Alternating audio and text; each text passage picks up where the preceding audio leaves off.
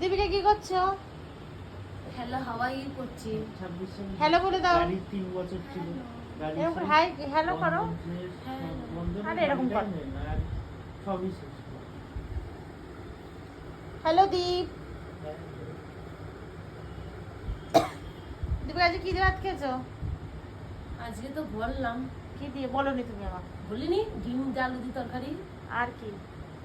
তারকাটা সব খেয়ে নিয়েছে। আর হচ্ছে কি খেয়ে দিয়েছে তারকাটা? জিজ্ঞেস কর দীপিকা তারকাটা কি করেছে?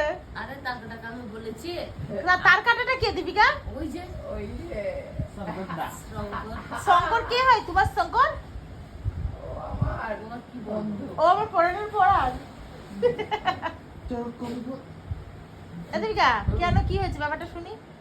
ওই আমি বলেছি আমি রাতে তোমাকে করবো না, সকালবেলা দেখতে যাবো। এইটুকুন থাকবে। ও বাবা বলছে রাতে চিন্তা রাতে হবে, ঝেড়ি সব খেয়ে নিচ্ছে। ঝেড়ে খেয়ে দিয়েছো মা। দেখে ও খুব আলু তরকারি বেশি খেতে পারে না, জানো তো, ঝাড়া আলু তরকারি খাবে। বাবা ওখানে গিয়ে সারাদিন বসে থাকে, কাজ কর্ম তো কিছু করে না। আমি আগে বলছিলাম, তুই ঝগড়া লেগেছিল আমার সাথে। তোমরা দুজন একটা স্মার্টফোন কিনে ভিডিও করলেও তো পারো দীপিকা। আর মার ফোন ডেলি ব্লগ। ও 5 টাকা